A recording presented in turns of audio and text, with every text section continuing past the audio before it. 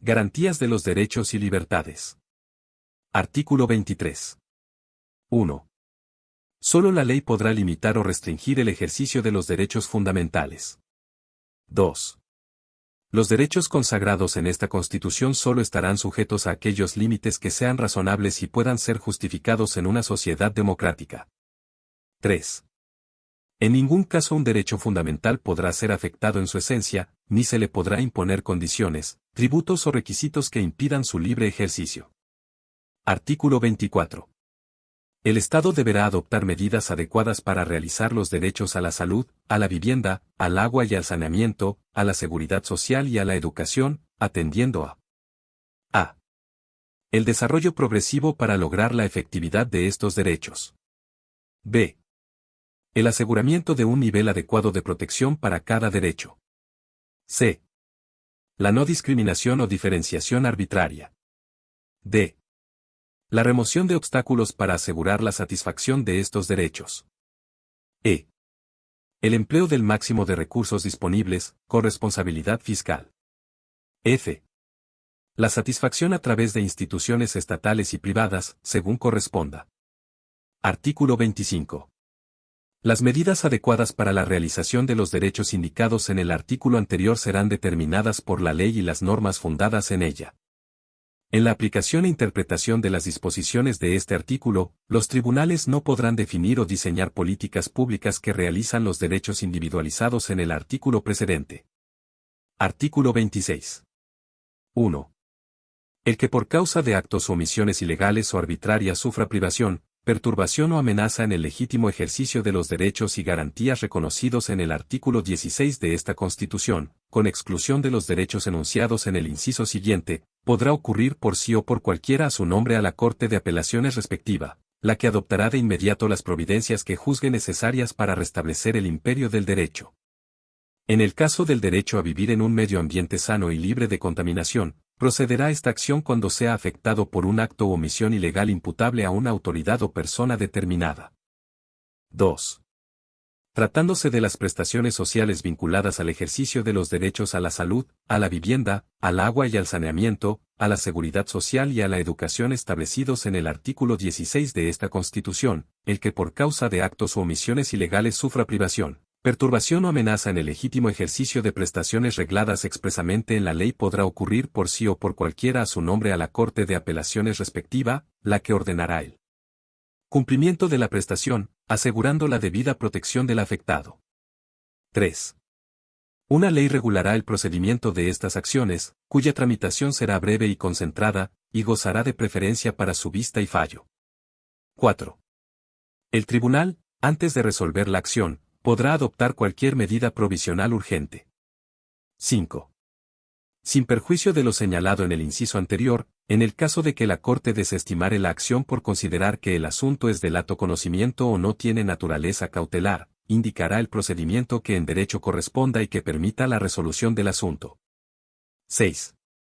La decisión será apelable para ante la Corte Suprema, la que conocerá y resolverá el recurso, pudiendo decidir fundadamente agrupar recursos de la misma naturaleza.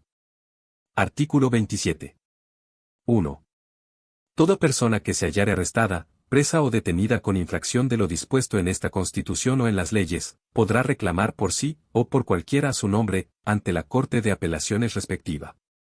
Dicha magistratura podrá ordenar que la persona afectada sea traída a su presencia, y de comprobarse que la privación de libertad ha sido o devenido en ilegal, dispondrá su libertad o adoptará de inmediato las providencias que juzgue necesarias para restablecer el imperio del derecho y asegurar la debida protección del afectado. 2. La misma acción podrá ser interpuesta respecto de una medida cautelar o pena privativa de libertad establecida judicialmente, cuando en la ejecución de ésta se vulnerasen sus derechos constitucionales. En este caso el tribunal podrá constituirse en el lugar en que la persona estuviere detenida, ordenando las medidas necesarias para restablecer sus derechos. 3. Igualmente, esta acción podrá ser deducida en favor de toda persona que ilegalmente sufra por parte de una autoridad o de un particular, cualquiera otra privación, perturbación o amenaza en su derecho a la libertad personal y seguridad individual.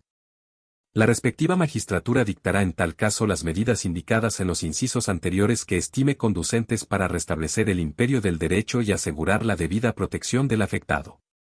4. La decisión será apelable para ante la Corte Suprema, la que conocerá y resolverá el recurso. 5. La ley establecerá un procedimiento de amparo, abreviado y concentrado para el conocimiento y resolución de esta acción, el que gozará de preferencia para su vista y fallo. Artículo 28. La persona afectada por acto de autoridad administrativa que la prive de su nacionalidad chilena o se la desconozca, podrá recurrir, por sí o por cualquiera a su nombre, dentro del plazo de 30 días, ante la Corte Suprema, la que conocerá como jurado y en tribunal pleno. La sola interposición del recurso suspenderá los efectos del acto recurrido. Artículo 29. 1. Una vez dictado sobreseimiento definitivo o sentencia absolutoria, el que hubiere sufrido una privación o restricción a su libertad o hubiere sido condenado en cualquier instancia por una resolución que la Corte Suprema declare como decisión manifiestamente errónea o arbitraria, tendrá derecho a ser indemnizado por el Estado de los perjuicios patrimoniales y morales que haya sufrido. La indemnización será determinada judicialmente en procedimiento breve y sumario y en la prueba se apreciará en conciencia.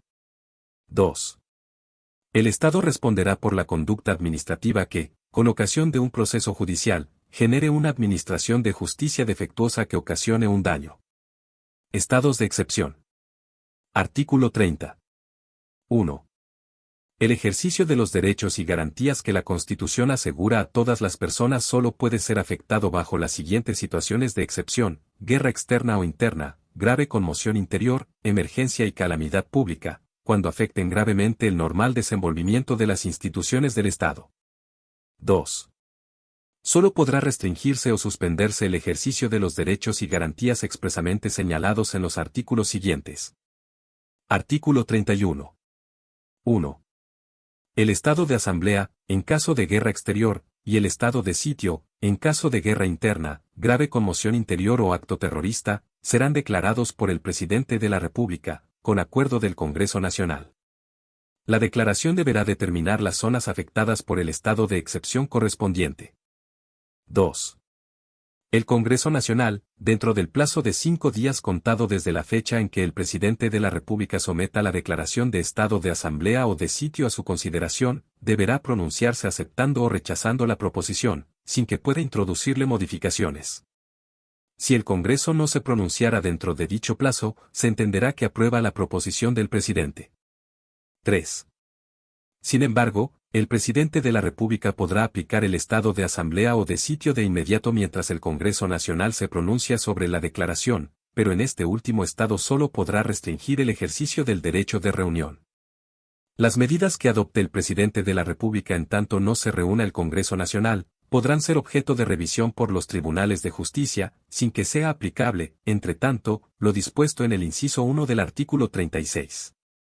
4. El estado de asamblea mantendrá su vigencia por el tiempo que se extienda la situación de guerra externa, salvo que el presidente de la República disponga su suspensión con anterioridad. 5. El estado de sitio tendrá una vigencia de 15 días, contados desde su declaración. El presidente de la República podrá solicitar su prórroga, para lo cual requerirá el pronunciamiento conforme del Congreso Nacional.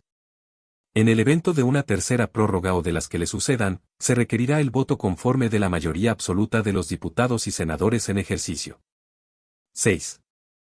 Por la declaración del estado de asamblea, el presidente de la República estará facultado para suspender o restringir la libertad personal, el derecho de reunión y la libertad de trabajo.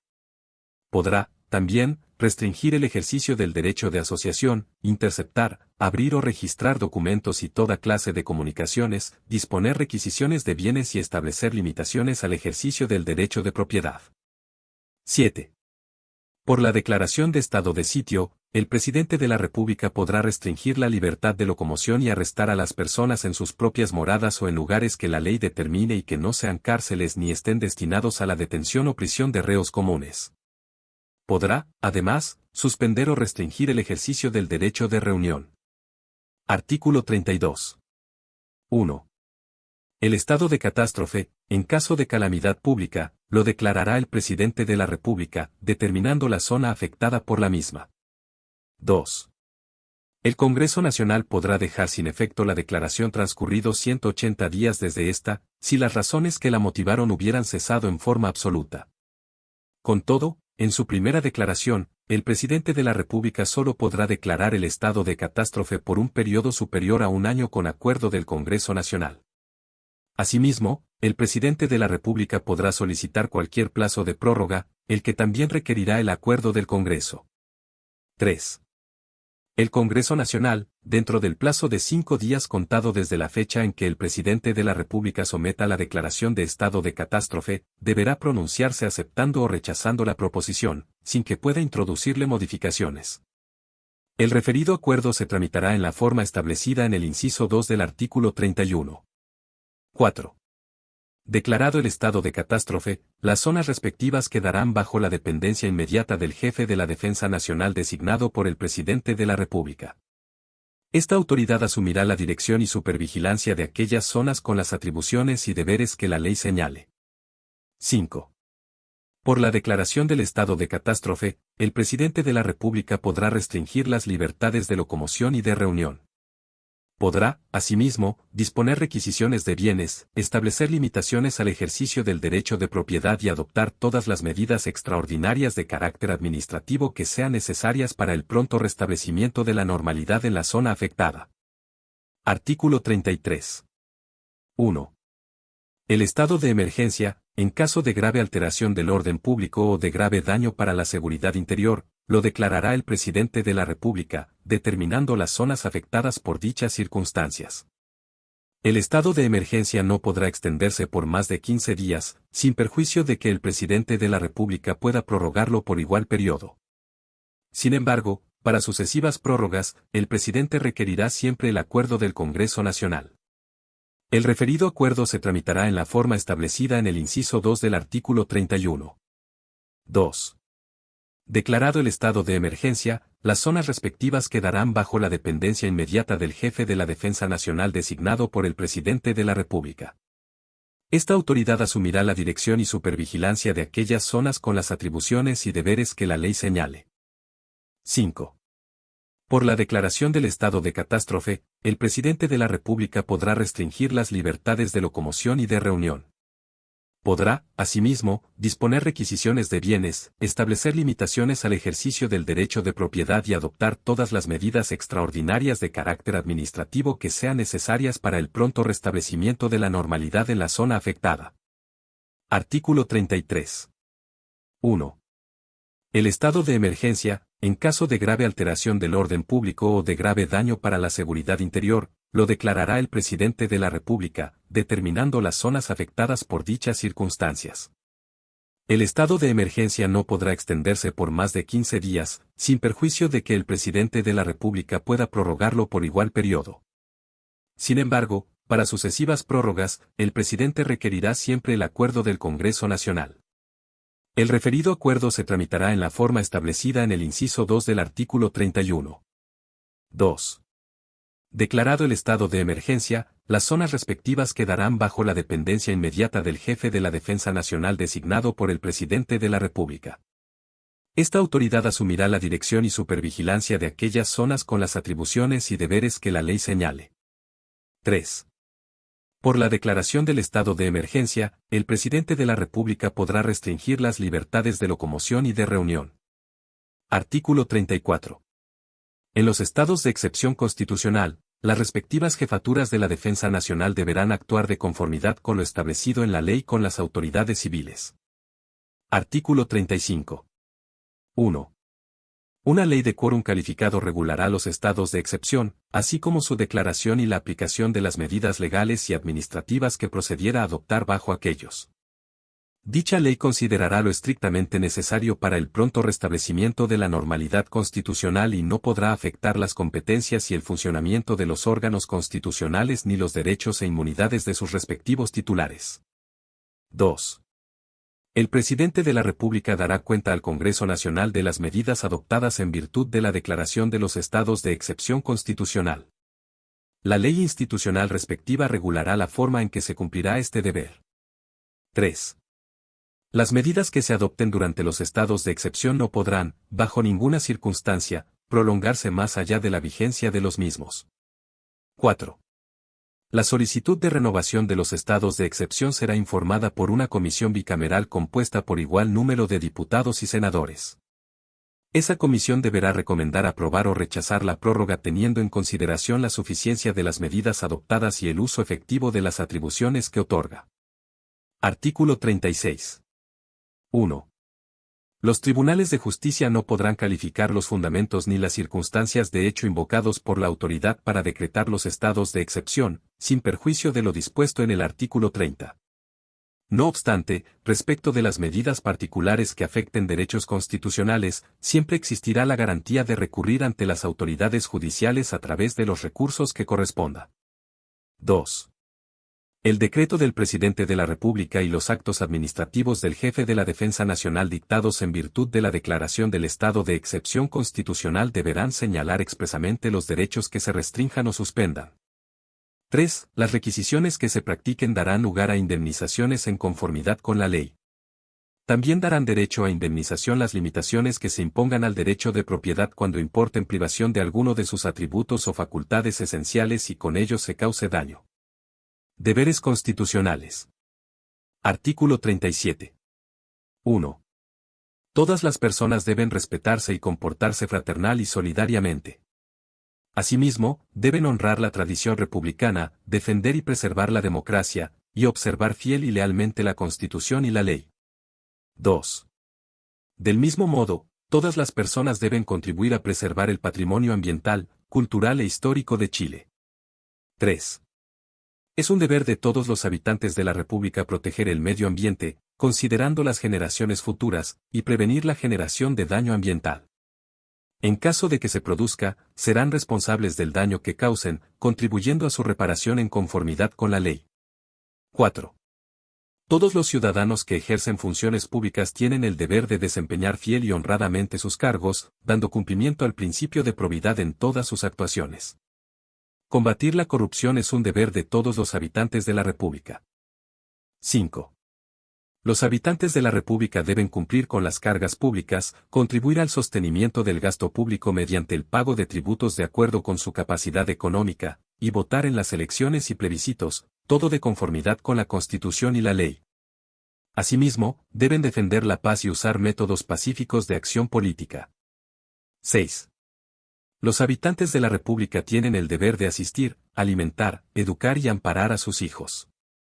Por su parte, ellos tienen el deber de respetar a sus padres, madres y ascendientes y de asistirlos, alimentarlos y socorrerlos cuando éstos los necesiten, en condiciones de reciprocidad.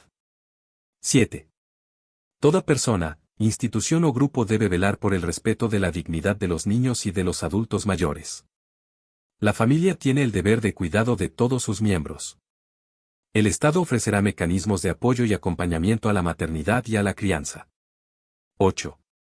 Es deber del Estado y de las personas promover la protección de los animales y su bienestar, como asimismo promover su respeto a través de la educación de conformidad con la ley. Capítulo 3.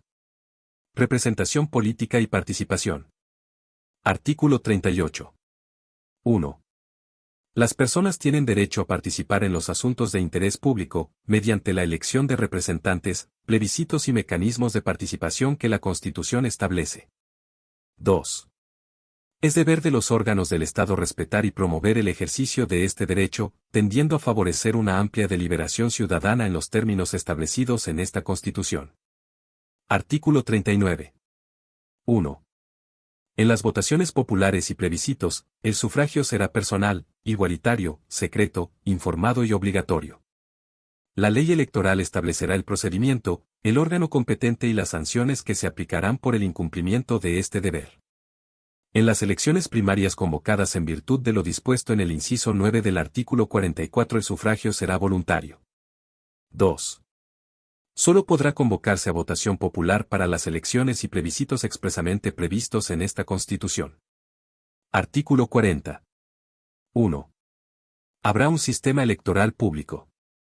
Una ley electoral determinará su organización y funcionamiento, regulará la forma en que se realizarán las votaciones populares y plebiscitos dentro de Chile y en el extranjero, en todo lo no previsto por esta Constitución. 2. Dicha ley dispondrá, además, un sistema de registro electoral bajo la dirección del Servicio Electoral, al que se incorporarán, por el solo Ministerio de la Ley, quienes cumplan los requisitos establecidos por esta Constitución. 3. La ley electoral regulará la propaganda electoral y establecerá también un sistema de financiamiento, transparencia, límite y control del gasto electoral. 4.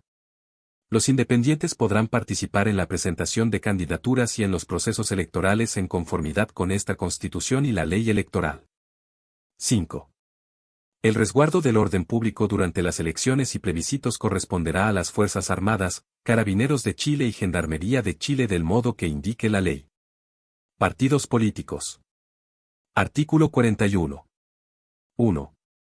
Los partidos políticos son asociaciones autónomas y voluntarias organizadas democráticamente, dotadas de personalidad jurídica de derecho público, integradas por personas naturales que comparten los mismos principios ideológicos y políticos. Su finalidad es contribuir al funcionamiento y fortalecimiento del sistema democrático, representar a grupos de la sociedad y ejercer influencia en la conducción del Estado, para alcanzar el bien común y el interés público. 2. Los partidos políticos expresan el pluralismo político, son mediadores entre las personas y el Estado y participan en la formación y expresión de la voluntad popular. Son instrumento fundamental para la participación política democrática y para canalizar la participación ciudadana a través de los mecanismos que establece esta Constitución y la ley. Contribuyen a la integración de la representación nacional, al respeto, garantía y promoción de los derechos humanos reconocidos en la Constitución y en los tratados internacionales ratificados y vigentes en Chile. Artículo 42. Todos los ciudadanos tendrán derecho a asociarse libremente en partidos políticos, sin perjuicio de las excepciones que establezca esta Constitución y la ley. Artículo 43. 1. La Constitución garantiza el pluralismo político. Los partidos políticos gozarán de libertad para definir y modificar sus declaraciones de principios, programas y acuerdos, para presentar candidatos en las elecciones y, en general, para desarrollar sus actividades propias en conformidad con la ley. 2. Los partidos políticos, movimientos u otras formas de organización cuyos objetivos, actos o conductas no respeten los principios básicos del régimen democrático, como asimismo aquellos que hagan uso de la violencia, la propugnen o inciten a ella, serán declarados inconstitucionales. Corresponderá al Tribunal Constitucional conocer y juzgar estas materias. 3. Los partidos políticos deberán adoptar mecanismos de dirección y supervisión para prevenir infracciones a la probidad y transparencia, en conformidad con la ley institucional. Artículo 44. 1.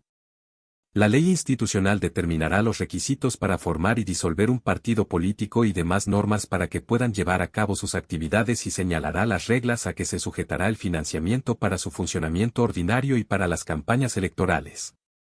Sus ingresos solo podrán ser de origen nacional y solo podrán recibir el financiamiento privado, proveniente de personas naturales, y público que autorice la referida ley institucional. Su contabilidad deberá ser pública. 2. Los estatutos de los partidos políticos deberán contemplar normas que aseguren una efectiva democracia interna y se someterán a las normas de transparencia, probidad y rendición de cuentas que establezca la ley. 3. La ley deberá contemplar mecanismos para asegurar una participación equilibrada entre mujeres y hombres en la integración de sus órganos colegiados. 4. Los partidos legalmente constituidos deberán contar con normativas sobre disciplina partidaria, con sanciones específicas asociadas al incumplimiento de dicha normativa. 5.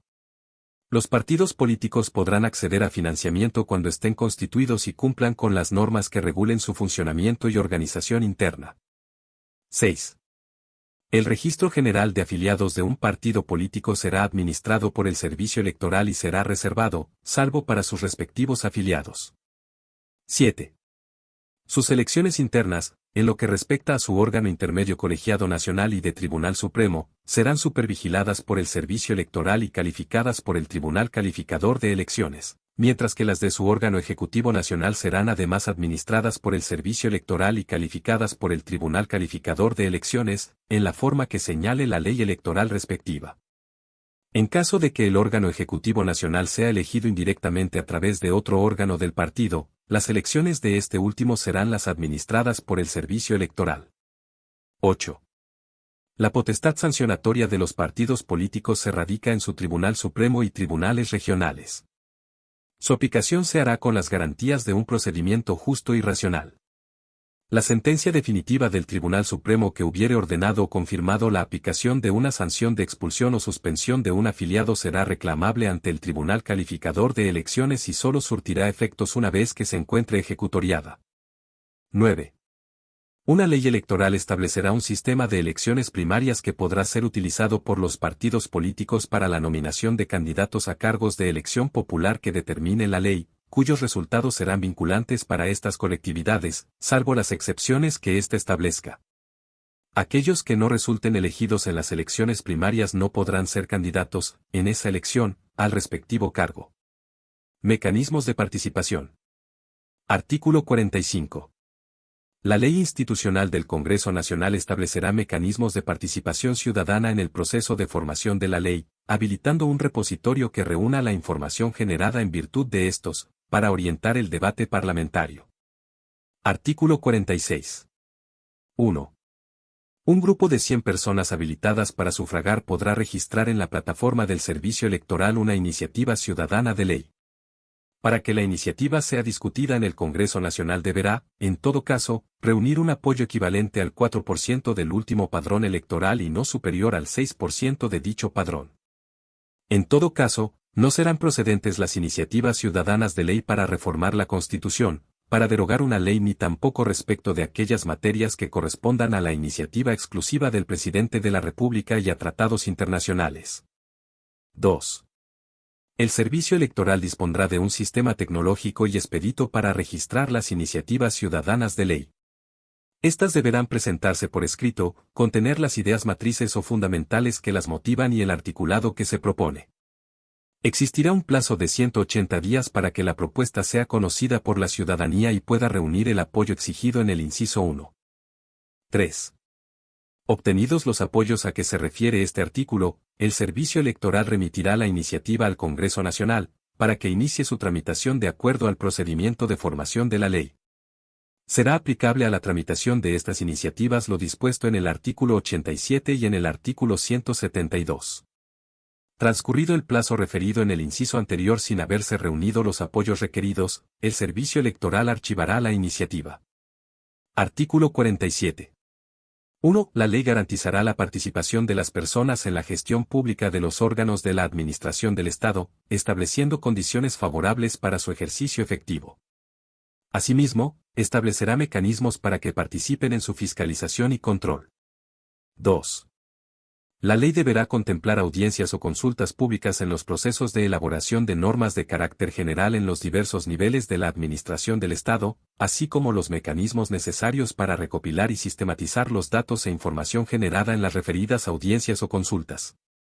Artículo 48. 1. La ley establecerá foros de deliberación ciudadana que colaborarán en la resolución de una materia específica de debate público, sea esta de alcance nacional, regional o comunal, previamente definida por la autoridad que corresponda en cada caso.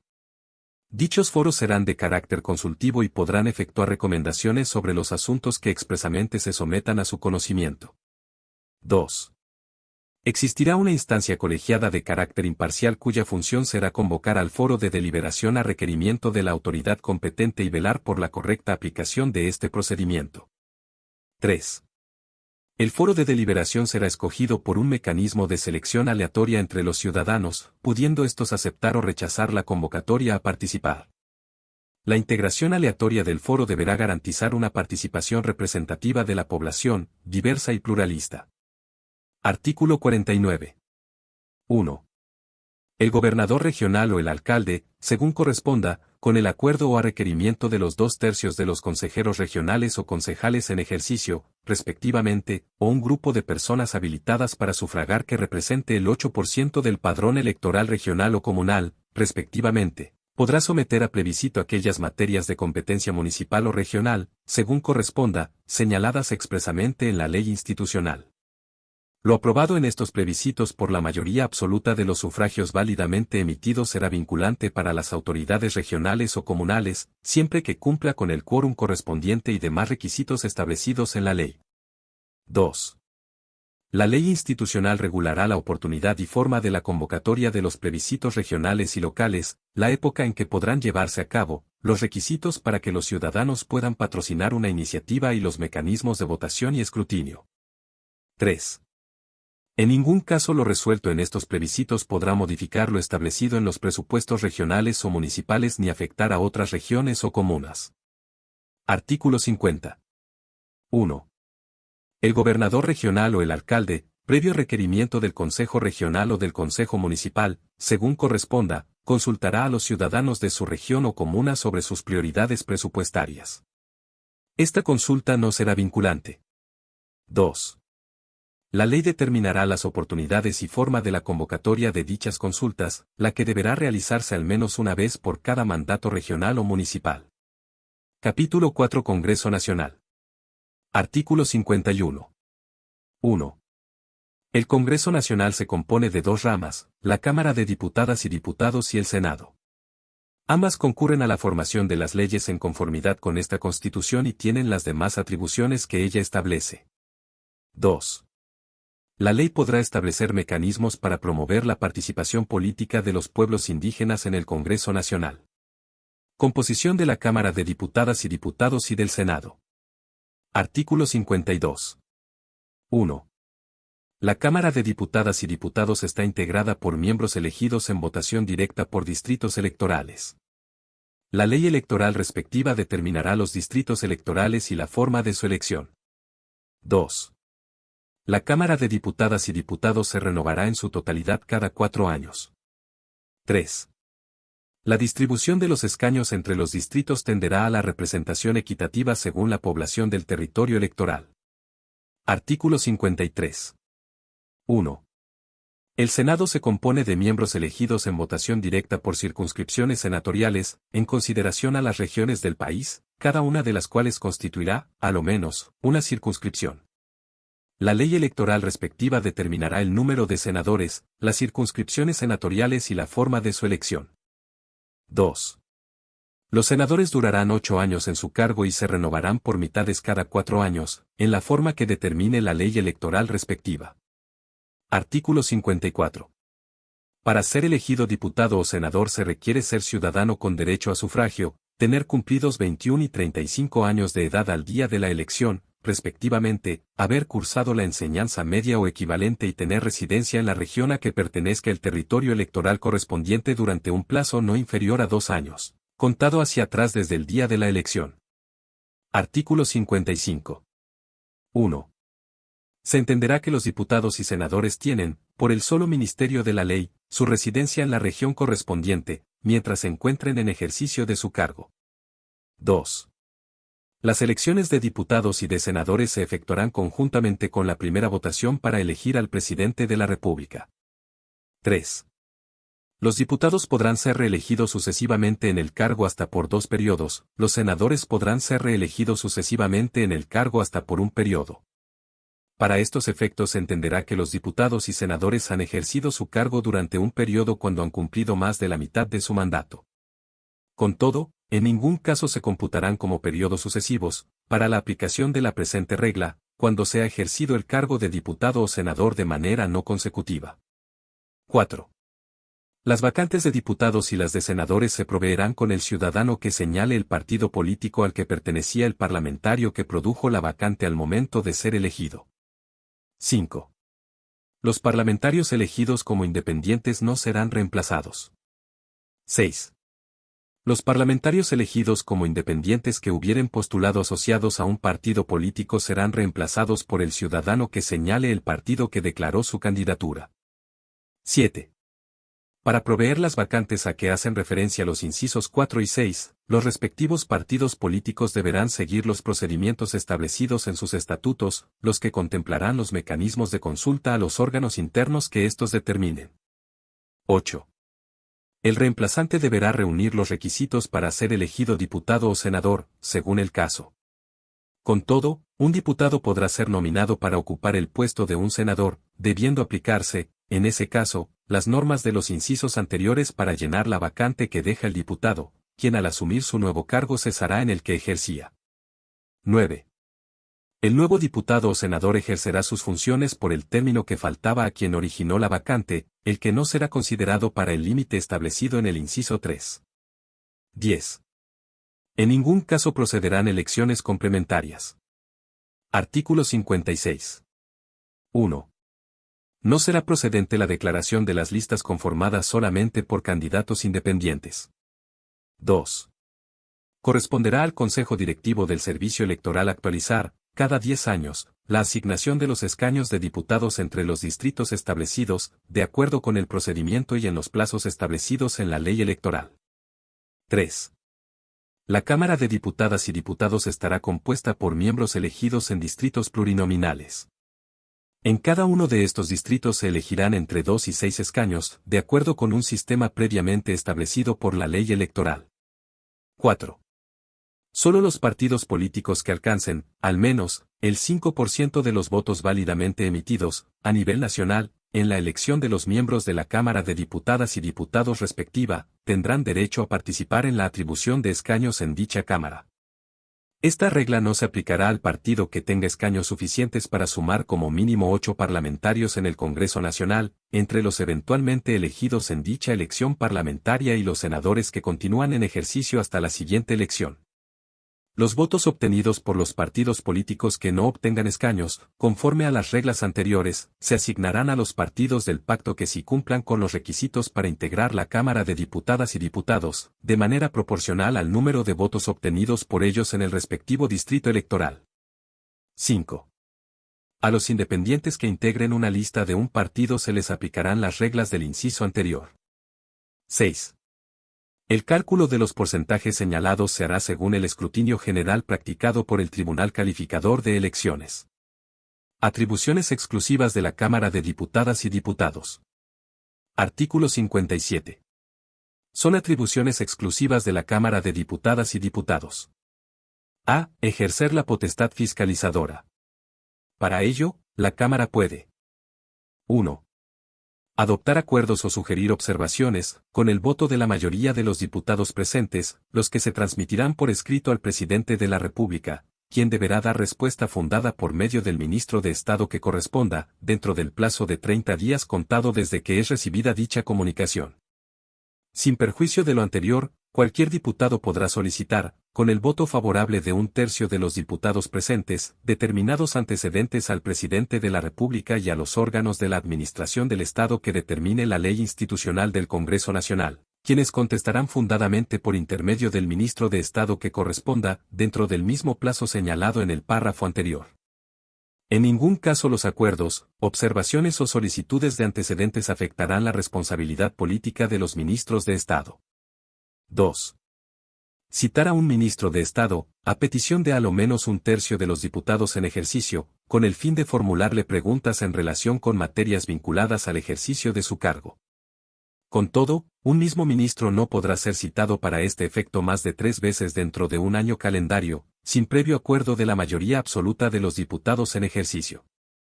La asistencia del ministro será obligatoria y deberá responder a las preguntas y consultas que motiven su citación. 3. Crear comisiones especiales investigadoras a petición de a lo menos 2/5 de los diputados en ejercicio, con el objeto de reunir informaciones relativas a determinados actos del gobierno. Si dicha solicitud no fuere aprobada por la Cámara, no podrá ser renovada sino después de 6 meses. Transcurrido dicho plazo, se podrá presentar nuevamente la solicitud, en la medida que existan nuevos antecedentes que la justifiquen. El funcionamiento de una comisión especial investigadora no podrá extenderse por más de 60 días, prorrogable por otros 30. Vencido aquel plazo, elaborará su informe final dentro de 15 días contados desde la última sesión. Estas, a petición de un tercio de sus miembros, podrán despachar citaciones y solicitar antecedentes. Los ministros de Estado, las demás autoridades y funcionarios de la Administración del Estado, el personal de las empresas del Estado o de aquellas en que éste tenga participación mayoritaria, y quienes hayan ejercido dichas funciones en el último año, que sean citados por estas comisiones, estarán obligados a comparecer y a suministrar los antecedentes y las informaciones que se les soliciten, salvo aquello que revista el carácter de reservado de conformidad con la ley. En caso de no comparecer, podrán ser sancionados por la Contraloría General de la República, en conformidad con la ley. No obstante, las personas señaladas en el párrafo anterior no podrán ser citadas más de 3 veces a una misma comisión especial investigadora, sin previo acuerdo de la mayoría absoluta de sus miembros. La Ley Institucional del Congreso Nacional regulará el funcionamiento y las atribuciones de las comisiones especiales investigadoras y la forma de proteger los derechos de las personas citadas o mencionadas en ellas. B. Declarar si han o no lugar las acusaciones que no menos de 15 ni más de 20 de sus miembros formulen en contra de las siguientes personas. 1. Del Presidente de la República, por actos de su administración que hayan comprometido gravemente el honor o la seguridad de la nación, o infringido abiertamente la Constitución o las leyes. Esta acusación podrá interponerse mientras el presidente esté en funciones y en los 6 meses siguientes a su expiración en el cargo. Durante este último tiempo no podrá ausentarse del país sin acuerdo de la Cámara. 2. De los ministros de Estado, por haber comprometido gravemente el honor o la seguridad de la nación, por infringir la Constitución o las leyes o haber dejado ésta sin ejecución. 3. De los magistrados de los Tribunales Superiores de Justicia y del Contralor General de la República, por notable abandono de sus deberes. Los magistrados no podrán en ningún caso ser acusados por el mérito de las resoluciones que dictaren. 4. De los generales o almirantes de las instituciones pertenecientes a las Fuerzas Armadas, por haber comprometido gravemente el honor o la seguridad de la nación.